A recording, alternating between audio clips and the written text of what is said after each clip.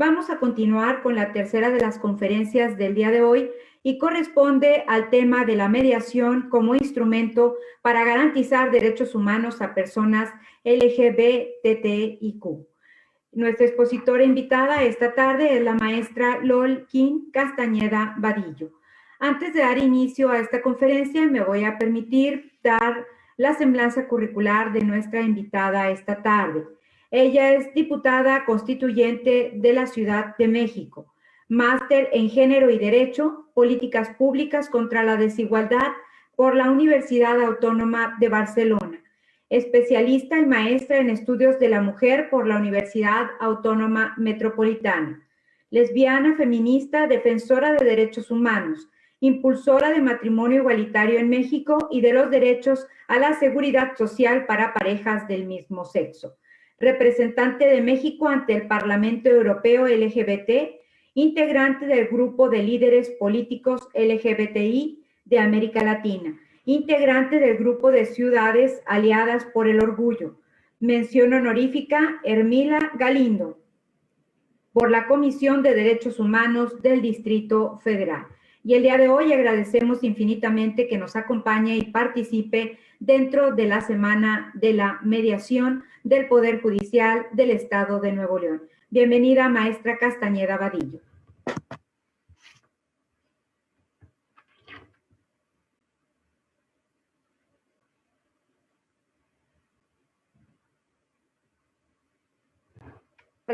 Que es Tribunal Superior de Justicia del Consejo de la Judicatura del Estado de Nuevo León, y con mucha calidez a la maestra Marta Laura Garza Estrada, directora del Instituto de Mecanismos Alternativos para la Solución de Controversias del Estado de Nuevo León, de convocarnos en este ejercicio de formación frente a los retos que tenemos. La mediación como instrumento para garantizar los derechos humanos a personas LGBTI, lesbianas, gays, bisexuales, transexuales, transgénero, travestis e intersexuales, es un tema inaplazable. Ser lesbiana, homosexual, bisexual o una persona trans en México, y digo yo en el mundo, es muy difícil, dadas las implicaciones de violencia, de homofobia, lesbofobia, transfobia, las cuales están sostenidas en prejuicios y dogmas que impiden vernos entre personas como iguales en derechos e iguales en dignidad. Esta discriminación ha estado presente en nuestra cultura y en las distintas sociedades de México como si fuera un valor que no queremos dejar ir, un valor al que nos arraigamos y que por generaciones hemos considerado que es correcto, y diría yo que forma parte incluso de una obligación para la hombría, para quienes somos mujeres, esta obligación de tratar con desprecio a las personas indígenas, de someter y violentar a las mujeres en muchas ocasiones, bueno, no solamente en términos físicos, sexuales, económicos, emocionales, de ocultar e impedir el desarrollo a las personas con discapacidad, que no es un tema menor y que tampoco es un tema que hayamos ya superado, no reconocernos e incluso impedir el ejercicio de distintos derechos a quienes somos lesbianas, homosexuales y personas trans. En ocasiones estos derechos no es que estén negados en la Constitución o en las leyes.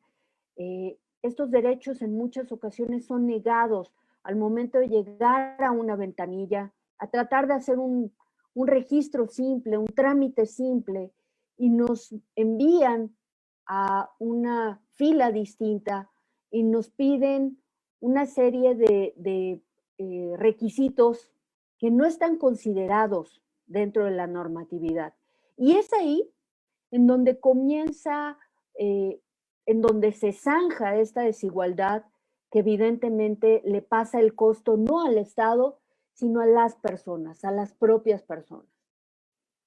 La encuesta nacional sobre discriminación, la NADIS, en 2017, al medir la percepción, pudo plasmar cuál es la prevalencia de la discriminación que existe hacia personas indígenas y personas con discapacidad, las cuales se reflejan en la falta de acceso al sistema educativo escolarizado, a servicios de salud, falta de acceso al transporte público e incluso a la falta de acceso a la justicia. En estos momentos de la pandemia del COVID-19, esta nueva normalidad de la que hemos venido hablando, pues ha agudizado las condiciones en las comunidades rurales e indígenas, en donde el sistema educativo tiene que ser con costo a las personas. Y ahí la recurrencia es, no puedo pagar el sistema de Internet no llega a esta comunidad, no hay manera de que esas niñas, esos niños estén a la altura de la educación que debería garantizarles el Estado.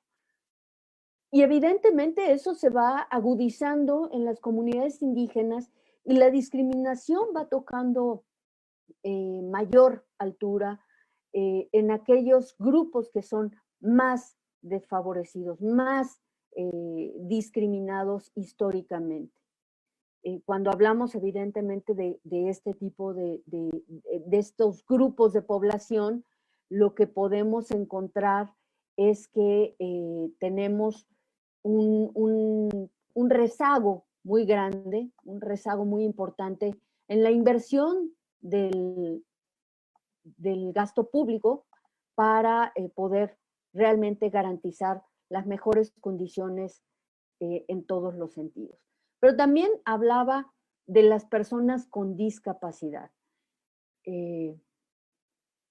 Podríamos recordar algunos antiguos casos, que no son ni tan antiguos, en los que a las personas con discapacidad se les ocultaba del entorno social e incluso quedaban sin ninguna posibilidad de tutelarse. Es decir, una persona que nacía con poliomielitis, que tenía alguna discapacidad auditiva, era totalmente relegada y por supuesto no hay las condiciones sociales de movilidad, de accesibilidad en términos de educación para garantizar la inclusión y realmente el ejercicio de derechos. También podemos ver cómo la publicación de casos de violencia hacia las mujeres han impulsado modificaciones constitucionales, de leyes, de políticas públicas, incluso programas que han permitido sacar de eso que consideraba la sociedad del ámbito de lo privado a hacerlo un problema público, es decir, cuestionar esa violencia normalizada, esos micromachismos normalizados y arraigados en nuestra sociedad y poder transformar esas tradiciones sociales. Alguien en el foro habrá escuchado alguna vez: la ropa sucia se lava en casa, o no te metas, es cosa de enamorados. Y esto con respecto a situaciones de violencia que a veces escuchamos al lado de la puerta y que en muchas ocasiones preferimos subir el volumen a la televisión que llamar a un servicio de policía para que venga e intervenga el Estado en este tema que es de interés público. Pero también podemos tratar hechos actuales, como la idea de que dos personas del mismo sexo, dos lesbianas, dos homosexuales, puedan tener derechos, pero no bajo la figura del matrimonio civil. Es decir, hacer una figura de excepción. ¿Quién no ha escuchado que se case, pero que no adopten? porque van a discriminar a los niños por tener 2 mamás o 2 papás. Y aquí me parece importante ir desmenuzando poco a poco cuál es la importancia y el valor que cobran esos prejuicios en la creación de nuevas generaciones. Cuando hablamos de que una niña o un niño va a ser discriminada en es que nuestra sociedad enseña discriminación, justamente hacer políticas públicas que inhiban el acoso. Ese acoso que se da en la escuela por ser morena, por usar lentes, por ser de talla pequeña, por el acento, por una serie de características de las cuales nadie se puede excluir. Y bajo esa lógica, por supuesto, estos mismos prejuicios han estado arraigados en este sentido de decir que el matrimonio igualitario no se puede reconocer porque México no está preparado para ello. Y aquí nuevamente quisiera que hiciéramos un alto y nos preguntáramos cuándo estaría realmente México preparado para frenar la violencia, la homofobia, la lesbofobia, la transfobia, la desigualdad. Esa desigualdad que ocasiona el miedo a las diferencias. Y me parece que si lo preguntáramos así, diríamos, México está preparado este mismo día para frenar la violencia y para construir una cultura de paz. Basta que realmente el Estado, quienes gobiernan, quienes legislan, quienes administran las instituciones, entendieran las leyes en clave de igualdad. Hace poco pudimos escuchar esta nota que le dio vuelta al país y al mundo, en el sentido de que el Papa Francisco I había dicho que las parejas del mismo sexo, de lesbianas, de homosexuales, teníamos el derecho a estar en una familia y que para ello habrían de hacerse figuras de excepción, sociedades de convivencia, uniones civiles, etcétera. Y eso lo único que hace es fortalecer esta idea de que debe de haber derechos diferenciados y que se justifique la discriminación en razón de no ser heterosexual en esta sociedad. Y ahí habría que distinguir entre la religión y la fe que profesa una persona y el Estado de Derecho, que debe garantizar a todas las personas los mismos derechos sin distingo. Y entonces vamos encontrando cómo estos discursos, pues la realidad es que confunden a la sociedad y impiden que los criterios que haya en términos de impartición de justicia sean criterios de bien común. Y lo que sucede es que se sostienen estos criterios con base en dogmas y en una fe personal que es impuesta como un bien social.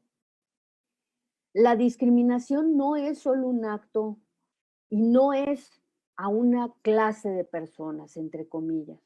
La discriminación es interseccional. Es decir, la discriminación es ejercida al mismo tiempo a partir de 2 o más motivos. De estas categorías sospechosas que ha hablado la Suprema Corte de Justicia de la Nación. Por ejemplo, ser mujer con discapacidad, ser una persona indígena, transexual, ser una madre lesbiana. Y así, cada vez más, estas categorías sospechosas se van entrelazando y van haciendo un espectro de desigualdad cada vez mayor, en donde tenemos que entender cada una de estas y cuál es el alcance que tiene. La reforma constitucional de 2011, que garantiza los derechos humanos, el principio de progresividad, universalidad, interdependencia, indivisibilidad, complementariedad e integralidad, ha permitido avanzar en algunas leyes, sin duda, en el diseño de políticas públicas, de protocolos, pero aún así, y vulnerando la Constitución de política de los Estados Unidos mexicanos, la discriminación sigue presente en quienes gobiernan y su forma de gobernar, en quienes legislan y su forma de legislar, y en quienes administran las instituciones y los criterios que imponen por encima de la normatividad. Podemos recordar algunos de los eventos más recientes, justamente en el gobierno de Nuevo León, cuando el señor gobernador Jaime Rodríguez decía que en Nuevo León no se iba a legislar el matrimonio igualitario, que quienes quisieran casar podían irse allá a Saltillo, que además les queda muy cerca, y allá tenían garantizado el derecho. Cuando el señor gobernador expresa este tipo de mensajes, lo que está diciendo a la sociedad es que es lícito discriminar, es que es lícito que una persona tenga que correr con sus gastos para ir a garantizarse derechos a otra entidad federativa, para la que no tributa, en la que no vive. Es así de grave. Hace poco también pudimos escuchar los argumentos que esgrimía el Congreso de Yucatán para impedir que el matrimonio civil dejara de ser solamente entre un hombre y una mujer. Y fue la Cámara Legisladora quien sacó a las calles a las organizaciones y a las personas y a las iglesias a perseguir a las personas para quienes también gobierna, para quienes también legisla. Y lo único que hace es dejar sembrado en la sociedad el odio, la desigualdad y el encono, en vez de garantizar derechos para que esa sociedad se reestructure en términos de derechos y de justicia.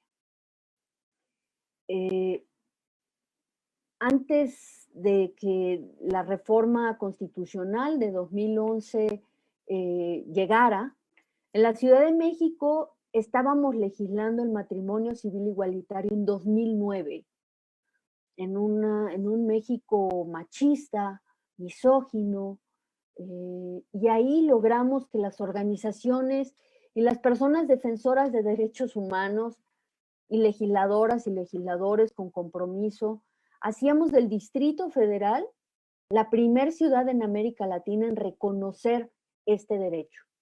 Mejor aún, el debate y los argumentos tocaban toda la esfera nacional y más apoyos se sumaban y más historias se escuchaban para dejar el silencio de la impunidad y la injusticia.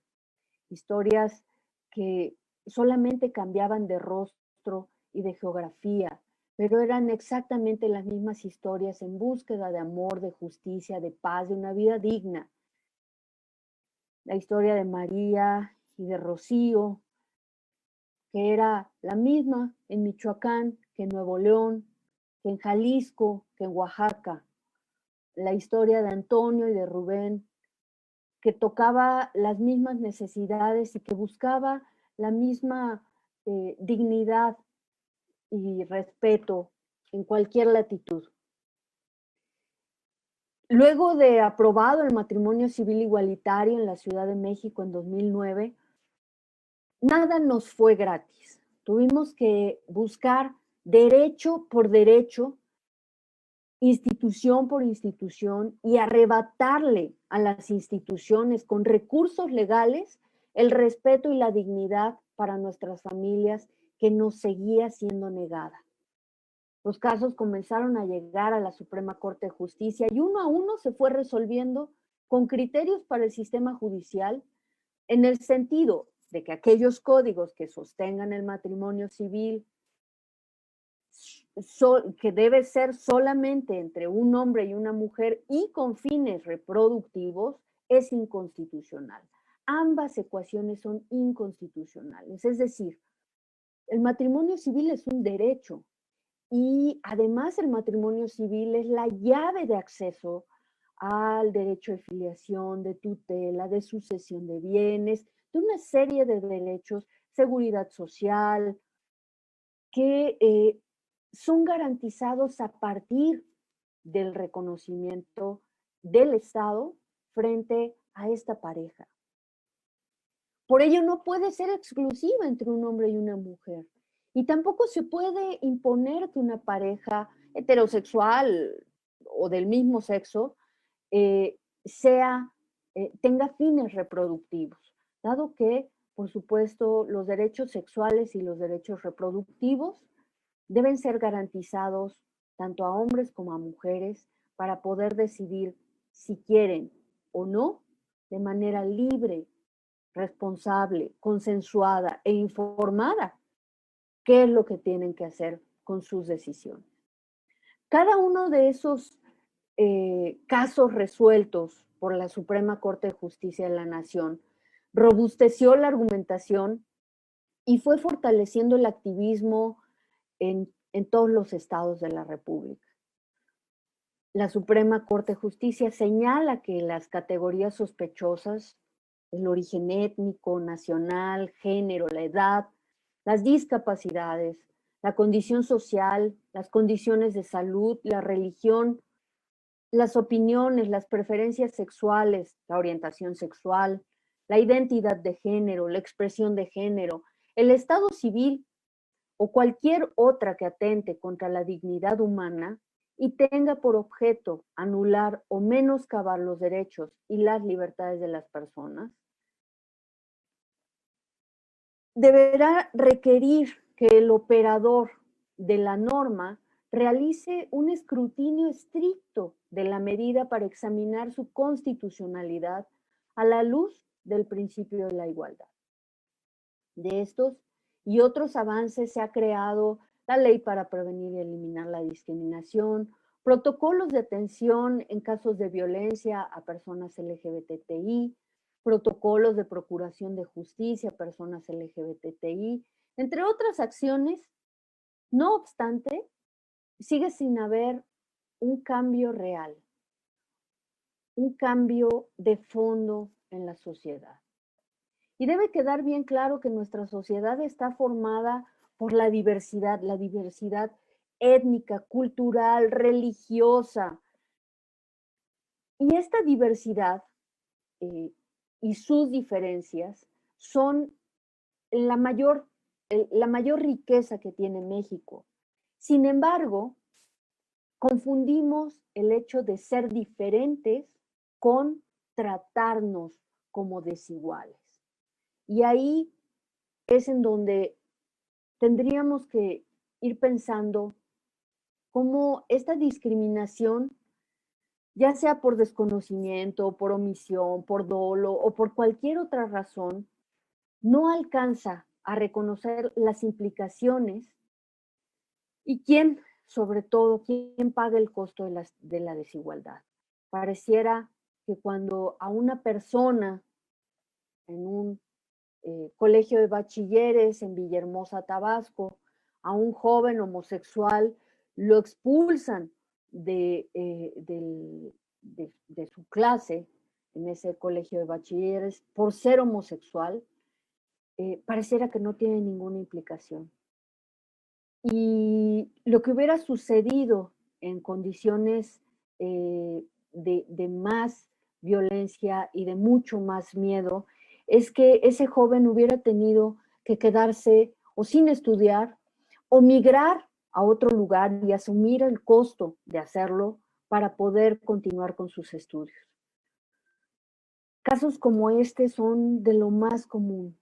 Casos en los que una persona es despedida de su empleo porque se da a conocer que es lesbiana y frente a eso el temor es si lo denuncia, toda la gente se va a enterar. Y entonces gana la impunidad, gana la injusticia. Mediar, gestionar el conflicto, resulta inaplazable hacerlo con gafas arcoíris. Es decir, con una mirada de respeto, de igualdad y de dignidad.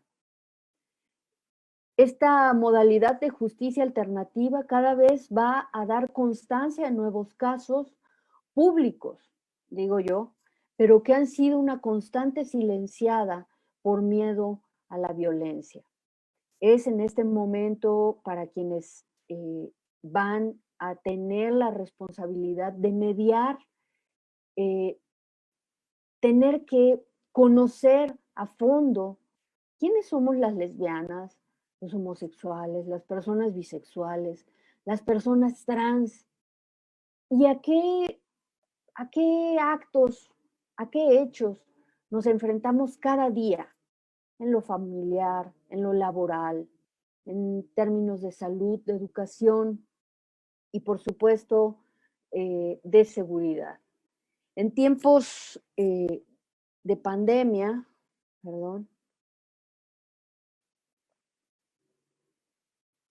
en tiempos de pandemia, el COVID-19 ha detonado casos que no teníamos considerados y expondré 3 supuestos: en materia familiar, en materia condominal y en materia escolar.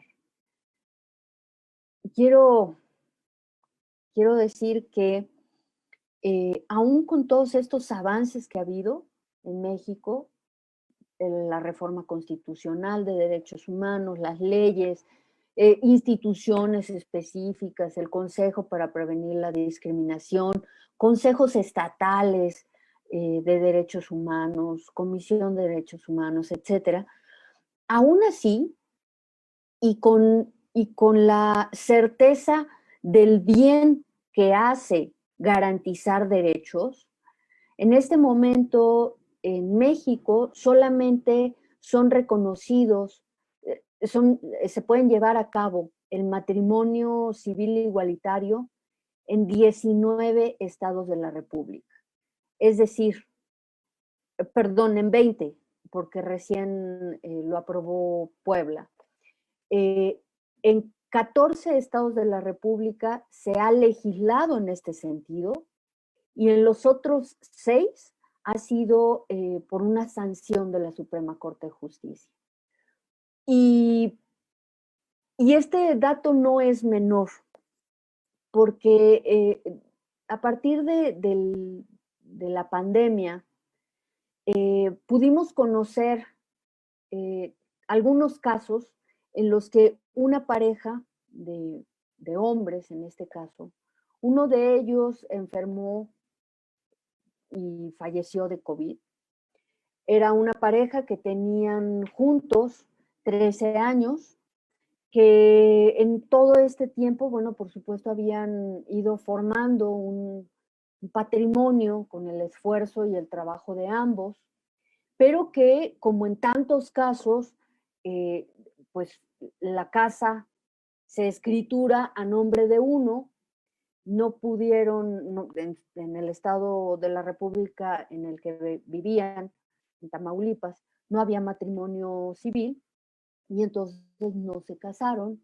La escritura salió a nombre de uno de ellos, y al momento de fallecer, pues por supuesto que la familia vino a intentar despojar de todo cuanto habían hecho en conjunto a su viudo. Y esto evidentemente lo que ocasiona es que se tenga que ir a un litigio, y ese litigio, ustedes lo saben bien, quien lleva menos probabilidades de ganar es justamente su viudo.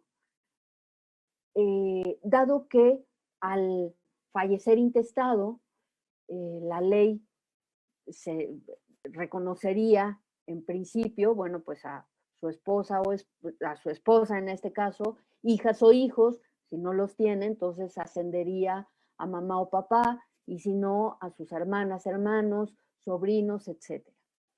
Y en este caso, al no tener este reconocimiento y estar atravesados por una mirada totalmente discriminatoria y homofóbica, el litigio sería en total desventaja. No solo eso, tendría que pagar y esperar los tiempos de la justicia en la calle, porque mientras tanto, pues quedaría despojado de todo cuanto hicieron. Estos casos que ha expuesto la pandemia, el COVID-19, son casos que ya estaban antes, pero que me parece que en este momento en el que hemos hablado tanto de la pandemia, de los alcances en términos de violencia, de seguridad, de salud, en las implicaciones económicas, etcétera, este es uno de las tantas razones por las cuales los estados tendrían que decir sí a la igualdad, sí a los derechos en igualdad. Quienes legislan deberían de hacerlo de manera inmediata para garantizar todos los derechos, dado que legislar el matrimonio igualitario no obliga a nadie a casarse ni con un hombre, ni con una persona de su mismo sexo, no obliga, solamente deja certezas de derechos para quien quiera ejercer. Y bueno, este es uno de tantos casos que hemos estado conociendo y que por otro lado también quiero plantear que el tema de la identidad de género, es decir, el cambiar, el adecuar, armonizar toda la documentación de una persona transgénero, esto facilitaría que esta persona pudiera tener acceso a salud, a derechos laborales, a la educación. ¿Qué sucede? En este momento solamente en 9 estados de la República una persona trans puede ir ante el registro civil y hacer el cambio de acta de nacimiento de manera simple. Y eso, por supuesto que es su derecho, es un derecho humano, el derecho a la identidad, y que con ello le permitiría armonizar su certificado de preparatoria, su título universitario, incluso aquí en términos laborales, quiero traer acá el caso de una mujer trans que, bueno, estaba contratada en un consorcio importante como ingeniero. Al momento de que hace su proceso de identidad, queda despedida bajo el argumento de que, bueno, tenían contratado al ingeniero, pero no a la ingeniera. Y bajo esa lógica, pretendían despojarle de no reconocerle los derechos que tenía como empleado, derechos de antigüedad, etc. Y ese tipo de casos son absolutamente comunes. El asunto es que al estar en ciudades pequeñas, en ciudades en donde prevalece el machismo, la misoginia, la violencia, la homofobia, pues lo que gana es justamente ese miedo a ser violentada. Quiero traerles también el caso de una mujer que es corredora pública en la Plaza de Baja California. Él, bueno, pues era corredor público y en algún momento decidió asumir su identidad como mujer. En el momento en el que lo hizo, pues su fe notarial quedó sin validez. Y bueno, afortunadamente, pues el trabajo como corredora pública, pues es un trabajo bien remunerado, es un trabajo noble, que le permitió de alguna forma sobrellevar el proceso y el caso, pero al tocar la puerta de la Secretaría de Economía, lo que ella pedía era que ratificaran su patente, evidentemente con la misma antigüedad y con la misma, con el mismo origen que tenía. Ahí un, una serie de limitaciones que finalmente pudimos librar por la vía del diálogo con la Secretaría de Economía, y se pudo reexpedir su cédula notarial para la pública sin que perdiera esa misma plaza.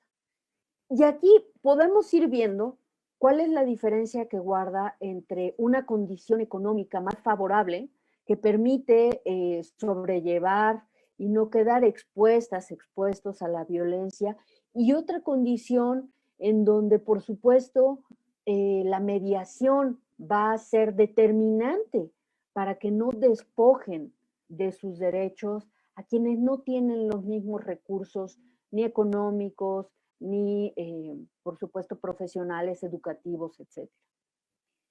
En materia familiar, quiero compartirles una historia. Pilar estuvo casada por 11 años con Rubén. Procrearon una hija. Transcurridos 9 años de matrimonio, pues comenzó a desgastarse y comenzó a haber situaciones que ya no eran del todo amorosas ni respetuosas. Tiempo después, un año después, Pilar se enamoró de la mamá de una compañera de su hija, de la mamá de una mamá que conoció en la escuela de su hija. Y Rubén, al enterarse de esta situación, comenzó a perseguirla, a acosarla, a amenazarla con quitarle a su hija, e incluso llegó a golpearlas. Ella, por temor, por supuesto, comenzó a ceder para que no la alejaran de su hijo. Intentó divorciarse, pero bueno, él lo impidió de distintas formas, y finalmente, cuando pudo iniciarse el proceso de divorcio, pues era largo, complejo, por supuesto, porque no había un acuerdo, y todo ese tiempo él impidió que Pilar y su hija tuvieran contacto. En este caso, por supuesto, el papel de la mediación sería determinante para poder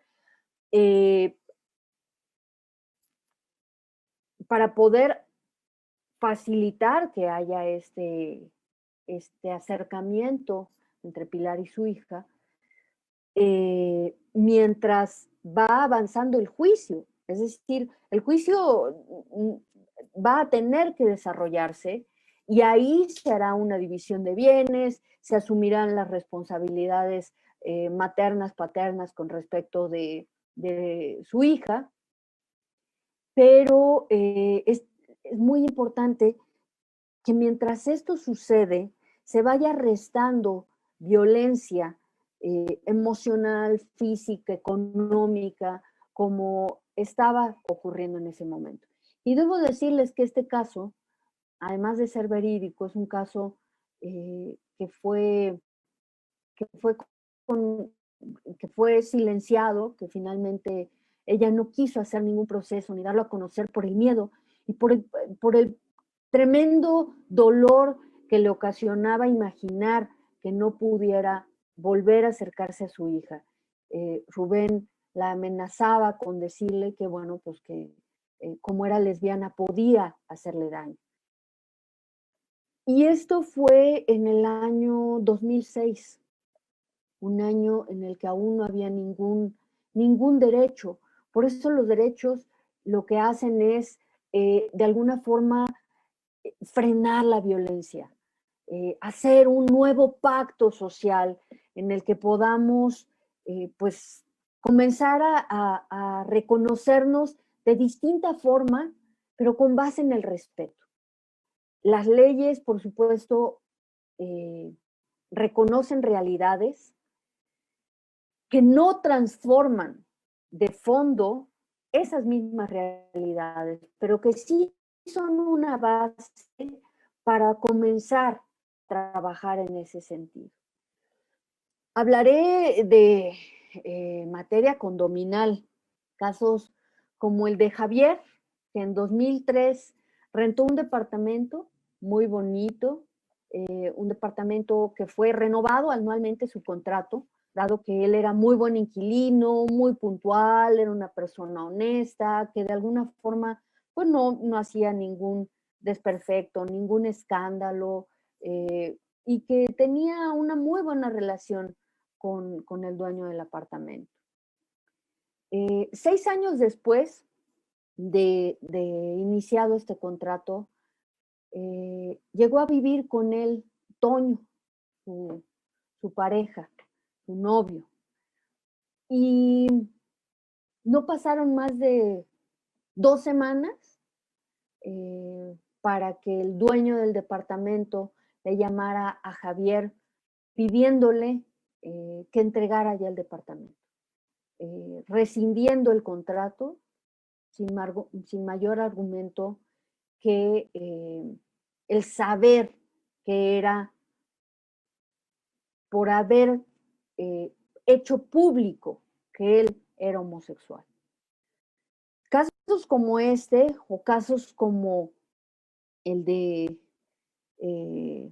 Ingrid y el de Rubí, en el que Ingrid había rentado una casa por muchos años, el contrato estaba vigente, vivían Ingrid y Rubí desde un inicio ahí, se sabía que eran como primas, como socias, como muy buenas amigas, pero más allá del rumor de que eran pareja, pues la realidad es que no se tenía esa claridad. Ingrid falleció de cáncer de mama y el dueño de la casa no quiso respetarle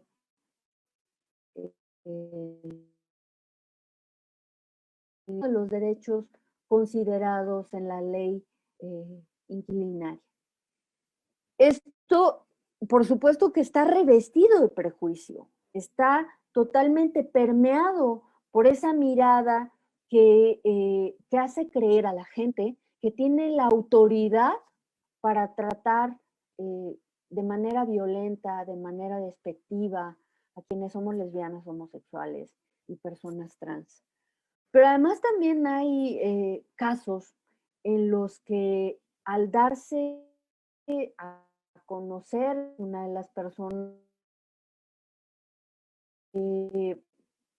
son agredidos por algunos de los condóminos y amenazados de muerte, golpeados, pero además llegan a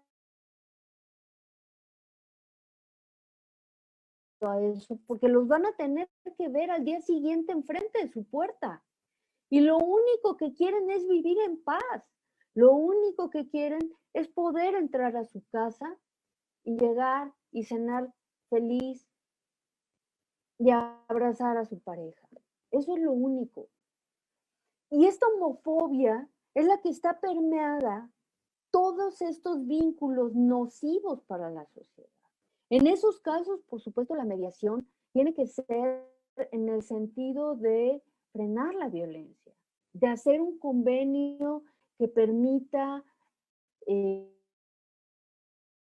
primer paso que ambas personas, lo contrario, tendría que llegar al tribunal dependiendo las lesiones y la gravedad de las agresiones, pero que sería un juicio tardado, costoso y que además, bueno, pues por supuesto puede ser atendido de manera inmediata con estos nuevos modelos de justicia alternativa. En términos de materia, en términos escolares, conocemos también casos en los que, bueno, ya les contaba les compartía de Villahermosa, Tabasco, en donde ese profesor expulsó a, a este joven, un joven homosexual de 19 años, por ser homosexual.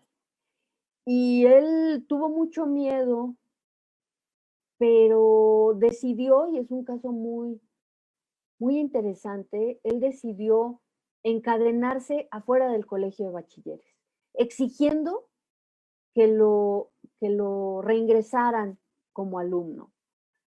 Y el caso fue subiendo entre las redes del activismo, entre quienes hacemos esta defensa, hasta llegar a los medios de comunicación, y ahí comenzaron realmente las sanciones sociales, las sanciones políticas por haber permitido a quienes están al frente de este colegio de bachilleres que ese tipo de situaciones ocurrieran. Y finalmente él fue aceptado nuevamente, bueno, reingresado, y el docente tuvo una sanción. ¿Qué sucede en estos casos? Bueno, a veces parece que las instituciones públicas están 3 pasos atrás de las instituciones privadas. Hace apenas unas semanas escuchamos a un profesor, leímos a un profesor en Twitter, un profesor de Derecho de la Universidad Iberoamericana, que se refería a una senadora con total desprecio, de manera despectiva, respecto de su apariencia.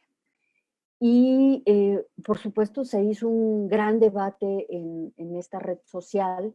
Ella pudo haber iniciado todo un proceso ante CONAPRED, ante la Comisión de Derechos Humanos, etcétera, pero fue de manera inmediata y por la presión de las redes, de la red social, que la universidad tomó cartas inmediatamente y emitieron una disculpa pública a la senadora, hicieron un compromiso con la igualdad, por la no discriminación, de avanzar en campañas internas en la universidad, y en términos de mediación, evidentemente esta confidencialidad no nos permite saber, y me parece que está bien, no nos permite saber los términos de su separación, pero sí sabemos que es un mensaje muy importante que envían a la comunidad universitaria.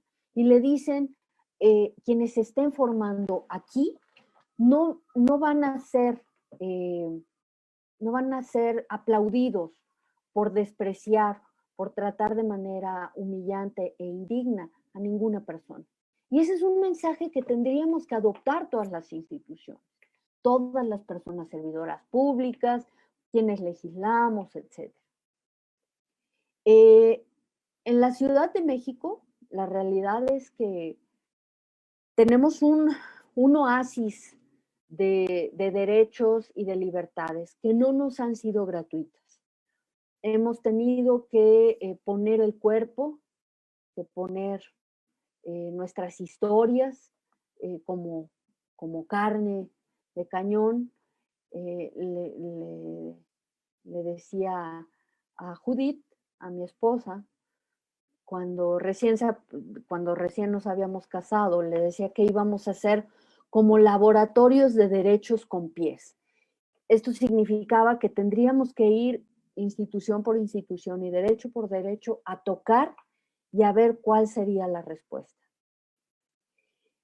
Y todo esto, todos estos movimientos sociales han permitido que tengamos una sociedad que está construyéndose cada día, en la que por supuesto no hemos superado el feminicidio, ni la discriminación, ni la homofobia. No, no, no, no. No, Ciudad de México no es un sueño, no es un oasis. Estamos construyéndolo. Pero me parece que hay ejemplos que pudiéramos hacer como un banco de buenas prácticas en todo el país y poner todos estos ejemplos que han ido transformando las realidades para que puedan ser apropiados, reutilizados en otro estado de la República y darles el contexto que requiere. Y esto lo traigo porque la Constitución de la Ciudad de México, que fue publicada en 2017, luego de la reforma política de 2016, hizo un conjunto de un compendio de principios en esta Constitución, un compendio de principios que lo que pretenden es mirar a la ciudad con unas nuevas gafas. Y para ello, por supuesto, está garantizado los derechos humanos, pero quiero cerrar con algunos de los principios que me parece que son muy importantes que podamos repensar en el quehacer de la justicia y de los medios alternativos de justicia en todo el país. Y esto es el papel que juega el derecho a la igualdad y la no discriminación, el derecho a la libre determinación, a la autodeterminación personal, que es la posibilidad de poder elegir tu proyecto de vida. ¿Qué quieres hacer? ¿Qué quieres estudiar? ¿En qué quieres trabajar? ¿Cómo te imaginas aportando a esta sociedad? Y luego de que eso esté claro, la función del Estado es facilitar todas las herramientas, el máximo del presupuesto para que esos proyectos puedan ser una realidad en nuestro país.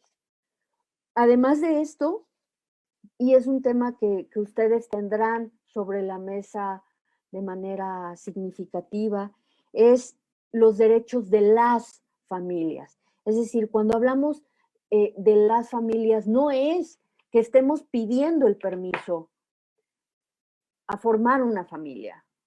Esto es que el Estado reconozca a todas las familias la más amplia protección en su ámbito individual y colectivo, así como su aporte en la construcción y bienestar de la sociedad por su contribución al cuidado, la formación, desarrollo y transmisión de saberes para la vida, valores culturales, éticos y sociales. Además de esto, el derecho a la identidad. Una persona a la que se le niega, se le impide reconocer su identidad, será una persona que esté condenada a la desigualdad y a la violencia. No va a poder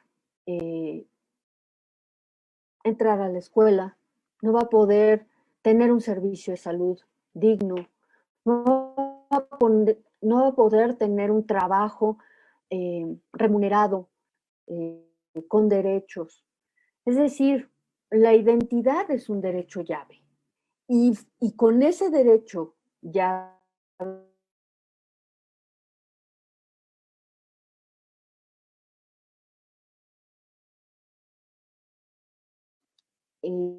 me parece también muy importante que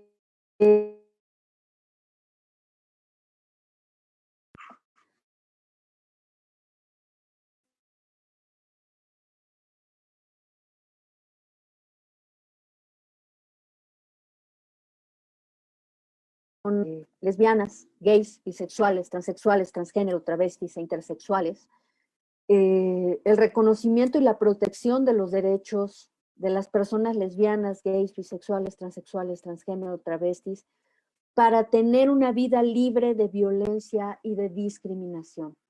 Reconocer en igualdad de derechos a las familias formadas por parejas LGBTI, con o sin hijas e hijos, que estén bajo la figura del matrimonio civil o el concubinato, así como establecer políticas públicas y adoptar medidas necesarias para la atención y erradicación de conductas y actitudes de exclusión y discriminación. Me parece que estos principios son comunes. No estamos hablando de realidades ajenas, estamos hablando de realidades que conocemos, que están en nuestra familia, que forman parte. Tienes ahí un sobrino, una ahijada, una vecina, un primo, y que para ellas y para ellos tenemos que transformar la justicia de manera simple y expedita. Yo les agradezco mucho, estoy atenta a sus preguntas, a sus comentarios, y por supuesto dejo mis datos para los casos que vayan surgiendo en los que podamos hacer un acompañamiento. Muchísimas gracias. Muchas gracias, maestra Lolkin Castañeda Vadillo. Nos han hecho llegar algunas preguntas a través de la plataforma Facebook Live, mismas que voy a ir transmitiéndoselas. Roberto González pregunta, ¿qué temas se pueden abordar en los procesos de mediación? Bueno, los temas, hola Roberto, los temas que se pueden abordar es arrendamiento, es familiar, es escolar, es el tema,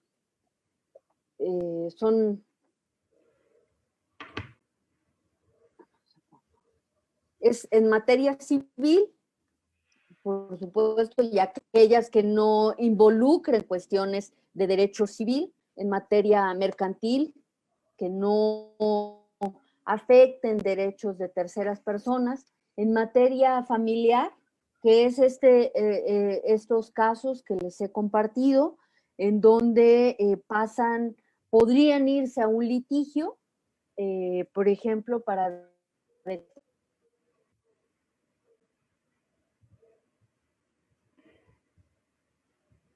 podrían ser resueltos de manera rápida y no tan onerosa como sería un juicio. En materia penal, y en este caso, por supuesto, cuando la parte ofendida así lo considere y no sea un caso grave en este sentido. En materia de justicia para adolescentes, bueno, en aquellos casos en los que es una sanción menor, y que sean entre 12 y 18 años de edad, y sobre todo en ese sentido, no es un juicio rápido, no es un juicio express, sino es una mediación en donde no hay un daño mayor, ¿no? En materia comunitaria, por ejemplo, podría ser en el caso en el que hay algún daño al patrimonio y se puede establecer un convenio para no repetirse eso y hacer un trabajo comunitario en el que haya, por supuesto, un acompañamiento y un acuerdo conjunto. Materia condominal, ya lo comentaba, en materia escolar, y son estos los casos que se tienen previstos para atenderse en una mediación privada.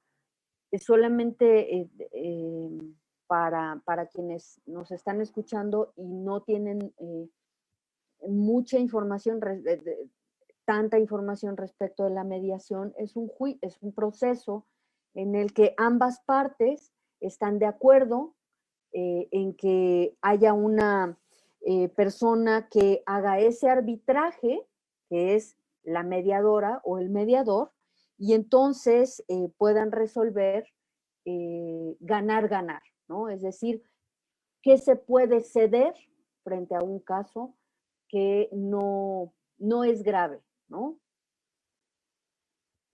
Muy bien, maestra. Sandra Garza Cavazos menciona, aún sin reforma al Código Civil ya se están realizando matrimonios igualitarios en Nuevo León. ¿Lo considera suficiente? Perdón, no escuché.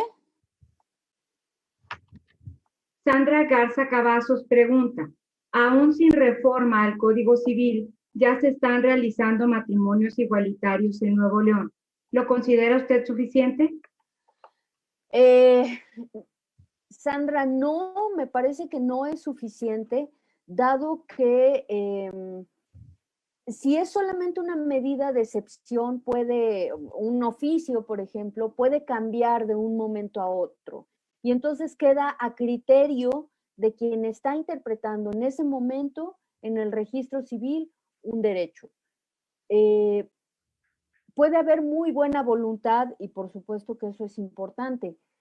No obstante, la ley hace un efecto de obligatoriedad que siente este precedente, este piso de igualdad.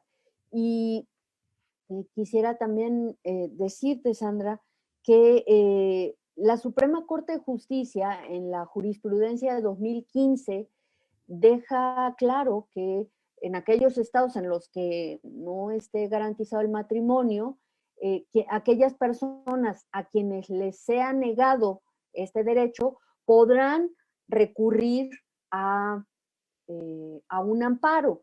Sin embargo, y esos son los criterios que emite la Suprema Corte de Justicia a el Poder Judicial. Sin embargo, lo que sucede aquí es que quien tendría que pagar ese amparo sería esa pareja y correr tiempos diferenciados a los de una pareja de un hombre y una mujer, en donde solamente se presentan en una ventanilla con los requisitos y pueden disponer inmediatamente de la fecha a la que hayan convenido. Entonces, me parece que como un primer ejercicio es importante, pero no es suficiente. Antonino Pedro refiere, ¿cómo tratar en el área educativa básica el tema con los niños, quienes no dimensionan que una compañerita tenga a dos hombres jugando un rol de papá, y otro de mamá? Sí, gracias, Antonino. En realidad, en una pareja de hombres o una pareja de mujeres, en una pareja de hombres, que es el caso, ambos juegan el papel de papás, ambos juegan. Solamente que hay quienes, uno de ellos cocina y el otro de ellos lava la ropa y el otro de ellos sale a trabajar en la mañana y el otro de ellos sale a trabajar en la tarde. Es decir, los dos son papás, los dos tienen esa figura. Ahora, ¿qué sucede? La realidad es que nos sorprenderíamos al ver cuál es la respuesta de las niñas y los niños. Cuando les hacemos un círculo de misterio, de miedo, de decirles no te acerques, te puede pasar. En ese momento es cuando estamos enviando un mensaje de desigualdad. Y la realidad es que cuando a una niña o un niño de 3 años, 4 años pregunta, oye,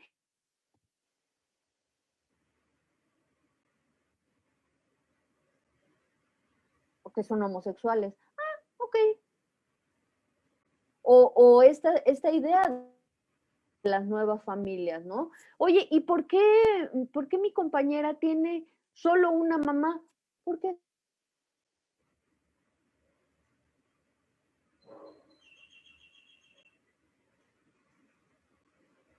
Con la tía, porque la mamá falleció y el papá migró a Estados Unidos. Es decir, estas nuevas formas de familia, en la medida en las que las podamos nombrar, las niñas y los niños no tienen prejuicio. Si tú le dices a un niño que que existe Santa Claus, el niño te cree. Si le dices a una niña que viene el ratón de los dientes, esa niña te cree. Y si tú le dices a una niña que está mal que tenga dos papás y que la amen y que la cuiden y que la eduquen y que la mantengan, ella va a creer que está mal. Entonces lo que tenemos que hacer es comenzar a mirarlo distinto. Y sobre todo, Antonino, me gusta mucho tu pregunta porque es cuestionarnos, cuestionar eso que escuchamos cuando éramos niñas y niños y que nos ha formado, ¿no? Y es eso lo que nos va a permitir comenzar a dudar de eso y empezar a vernos como iguales, ¿no? Y a mí me parece que la verdad nos hará libres. Si un niño pregunta por qué dos mujeres se besan, habrá que responderles porque se aman. No hay más. Gracias, maestra. Aline Aguilar comenta, ¿cómo podemos llevar a cabo una buena sesión de mediación para no violentar los derechos de alguna persona perteneciente a la comunidad LGBTIQ cuando la otra parte tiene pensamientos ideológicos y sociológicos tan marcados? Me parece que el papel de mediar en este sentido sería, por un lado, poder conocer a esa persona, me imagino una persona trans, y poder acercarse a esa persona y preguntarle, ¿cómo quieres que te llame? Es decir, quieres que tu nombre es Rosa, ¿quieres que te llame Rosa? O ¿cómo quieres que me acerque a ti? Y tratar de conocer un poco esa parte más humana que nos permitiría crear ese vínculo que se necesita al momento de la mediación, ese vínculo de confianza que van a tener quienes hagan este arbitraje, ese vínculo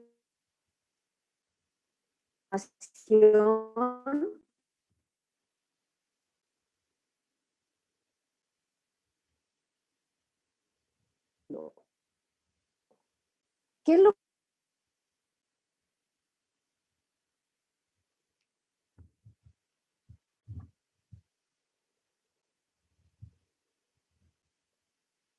cualidades más